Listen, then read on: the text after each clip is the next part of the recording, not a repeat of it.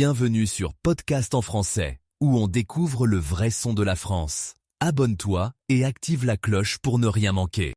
Tu sais, j'ai toujours trouvé fascinant la différence entre le français qu'on apprend à l'école et celui qu'on entend dans la rue. Oui, c'est vrai. À l'école, c'est comme si on nous apprenait une version un peu plus formelle, tu ne trouves pas? Exactement.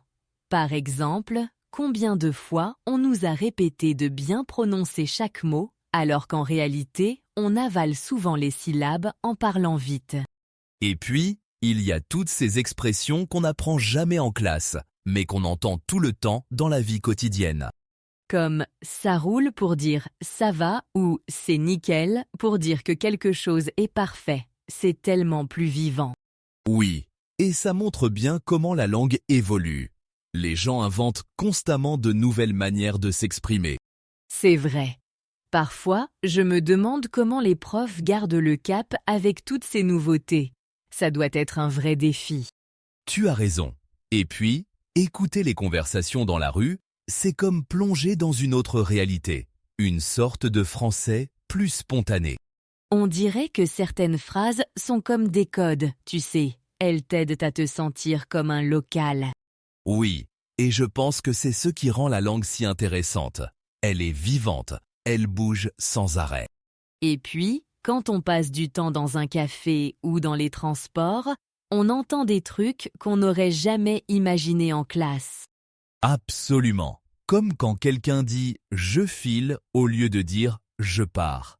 C'est plus direct, plus familier. Et c'est aussi ce qui fait que la langue française reste riche et diversifiée. Chaque région a ses propres expressions. Oui. Et ce qui est drôle, c'est que même dans une seule ville, il peut y avoir des différences. Le français des quartiers n'est pas toujours le même. C'est vrai, ça peut même varier d'une rue à l'autre. C'est un peu comme une mosaïque de mots et d'expressions.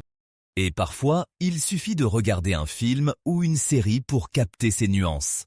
C'est un bon moyen de s'immerger dans le français de la rue.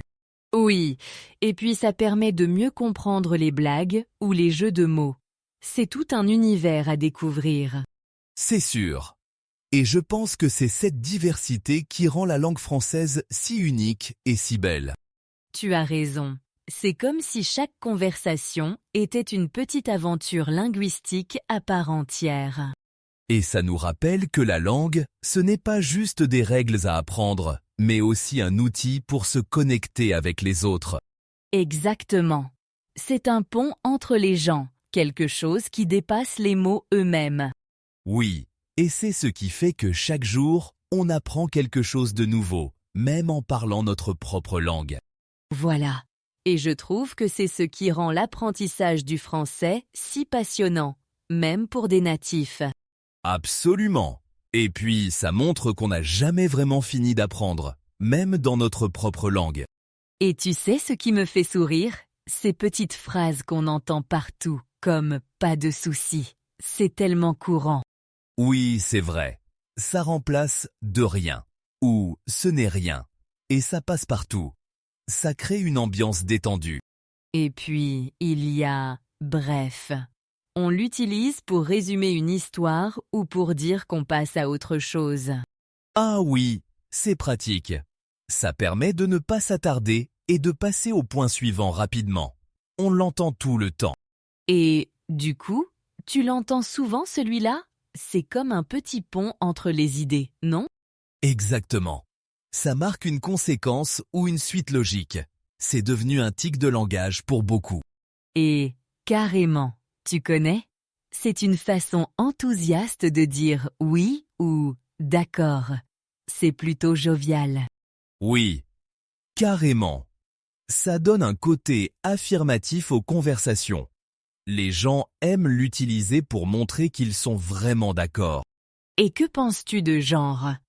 C'est un mot qui revient souvent, surtout pour donner des exemples. Ah, genre. On l'utilise pour illustrer une idée ou pour reformuler.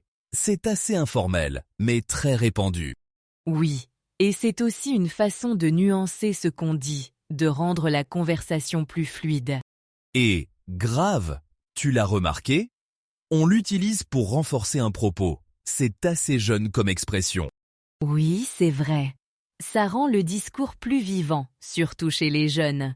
Et puis, c'est un peu comme c'est clair. Exactement.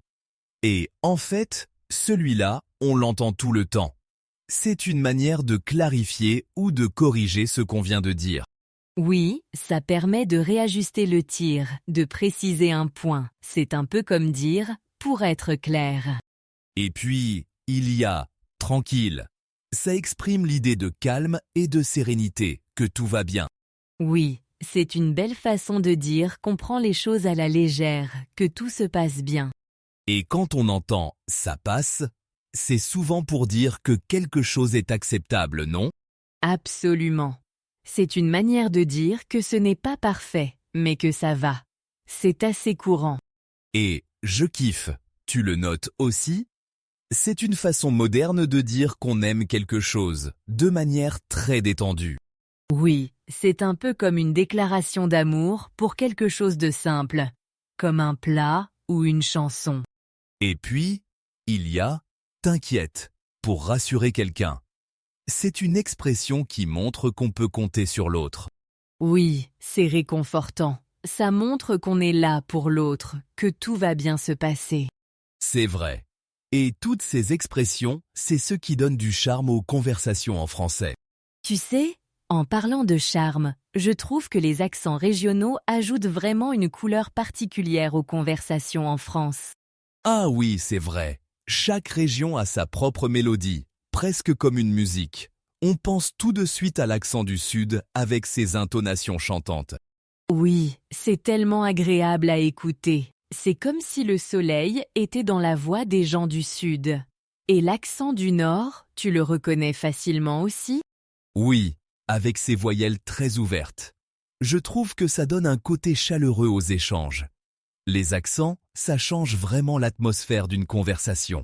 Absolument. Et puis, les intonations varient même d'une ville à l'autre. À Paris, par exemple, il y a une certaine rapidité dans le rythme des phrases. Oui, c'est vrai, c'est plus direct, plus pressé. Ça reflète un peu le rythme de vie de la capitale. Mais ça peut être charmant aussi, non? Oui, tout à fait. Et puis, ça montre bien la diversité culturelle du pays. Les accents racontent une histoire, ils portent l'identité d'une région. Exactement. Et souvent, l'intonation peut aussi révéler l'humeur ou l'intention de quelqu'un. Un simple bonjour peut sonner tellement différent selon le ton. C'est vrai. Parfois, une question peut sembler être une affirmation juste à cause de l'intonation. Ça donne une dimension supplémentaire à la langue. Oui, et c'est ce qui rend le français si vivant. Je pense aussi à certaines expressions qui changent de sens avec l'accentuation, comme « c'est pas mal ». Ah oui, c'est pas mal, peut-être un simple « ça va » ou un vrai compliment selon comment on le dit. Le rythme et l'accentuation jouent un grand rôle. C'est fascinant, vraiment. Et le rythme des phrases, tu as remarqué comme il peut être différent d'une région à l'autre? Oui, dans certaines régions, on prend le temps de bien articuler chaque mot, alors que dans d'autres, ça va plus vite. C'est comme un reflet du mode de vie. Tout à fait. Et en écoutant bien, on apprend beaucoup sur les gens. C'est comme si chaque conversation était une petite aventure linguistique. Oui, et c'est ce qui rend les échanges si riches. Le son des mots, leur rythme, tout ça contribue à créer une atmosphère unique. Et souvent, on adopte certains accents ou intonations sans même s'en rendre compte, juste en vivant dans un endroit. C'est vrai. On s'imprègne de l'environnement. D'ailleurs, tu as déjà essayé d'imiter un accent? Oui, mais ce n'est pas si facile. Il faut vraiment capter la nuance. Mais c'est amusant d'essayer, non? Oui, totalement. Et ça permet de mieux comprendre les autres aussi. On se rend compte de la richesse et de la diversité de notre langue. C'est ce qui fait que chaque conversation est unique et pleine de surprises. Les accents, les intonations, c'est un peu la poésie du quotidien. Tout à fait. Et c'est ce qui fait que la France sonne si différente d'un coin à l'autre, avec ses mille et une couleurs sonores. Et finalement, c'est ça qui rend les échanges en français si captivants et vivants. On ne s'ennuie jamais. Tu sais, quand on veut vraiment comprendre le français authentique, il faut faire plus qu'écouter les mots. Il faut prêter attention à tout ce qui entoure la conversation. Oui, c'est comme décoder un film. Chaque détail compte, que ce soit le ton, le rythme ou même les silences. Tout ça a son importance. Exactement. Et puis, écouter des conversations naturelles, c'est comme se plonger dans la vie quotidienne des gens. Ça raconte une histoire. Oui, et on peut commencer par écouter des podcasts ou des émissions où les gens parlent comme dans la vraie vie. Ça aide à capter les nuances. C'est vrai. Et tu sais, observer les réactions des gens quand ils parlent peut aussi donner des indices sur le sens des mots. Oui, les gestes, les expressions du visage. Ça en dit long. Souvent, ça complète ce qu'on entend. C'est un vrai spectacle. Et puis, il ne faut pas hésiter à répéter ce qu'on entend. Ça aide vraiment à intégrer les sons et les rythmes. Oui, c'est comme quand on apprend une chanson. À force de répéter, ça devient naturel, presque instinctif. Exactement. Et parfois, écouter plusieurs fois la même chose permet de découvrir des détails qu'on n'avait pas remarqués au départ. Oui, le premier passage, c'est comme une première impression. Puis, on creuse un peu plus à chaque écoute. Et puis, il y a aussi les sous-titres. Regarder des films en français avec sous-titres peut être très utile. On associe visuel et auditif.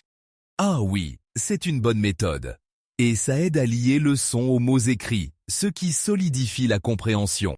Tu sais, une autre méthode, c'est de prendre des notes. Noter les expressions ou les mots qu'on entend souvent. Oui, ça permet de les revoir plus tard et de les utiliser dans ses propres conversations. C'est un bon moyen de progresser. Et il ne faut pas oublier de varier les sources. Écouter des gens de différentes régions, ça enrichit vraiment notre compréhension de la langue. Oui, chaque accent, chaque façon de parler apporte quelque chose de nouveau. C'est comme explorer un nouveau territoire à chaque fois. C'est si vrai. Et puis, parfois, juste écouter sans se stresser, ça fait du bien. Laisser les mots nous bercer comme une mélodie. Oui, se laisser porter par le flot des conversations. C'est aussi une façon d'apprécier la langue dans son ensemble. Et au fur et à mesure, on se surprend à comprendre de plus en plus. C'est comme une immersion progressive, sans pression. Oui, et on se rend compte que le français, c'est vivant, c'est dynamique. Chaque écoute est une petite aventure. Tout à fait. Et finalement, écouter du français authentique, c'est un peu comme voyager sans bouger. On découvre tellement de choses. Oui, et ça nous rapproche des gens, des cultures, des histoires. C'est un voyage intérieur aussi, non? Oui. Et c'est ce qui rend l'apprentissage si passionnant et enrichissant. On ne cesse jamais de découvrir. Merci d'avoir été avec nous aujourd'hui. On espère que vous avez aimé ce moment ensemble. N'hésitez pas à partager un mot ou une expression que vous avez retenu du podcast. Oui, vos retours sont importants pour nous. Pensez à aimer cet épisode, à vous abonner pour ne rien manquer et à activer la cloche pour être informé des nouveautés. À bientôt. L'accent du Sud. L'accent du Sud a des intonations chantantes et chaleureuses. Quand j'entends l'accent du Sud, j'ai l'impression d'entendre le soleil. Les intonations. Les intonations varient beaucoup d'une région à l'autre en France. Une simple phrase peut prendre un autre sens grâce aux intonations. Le rythme des phrases.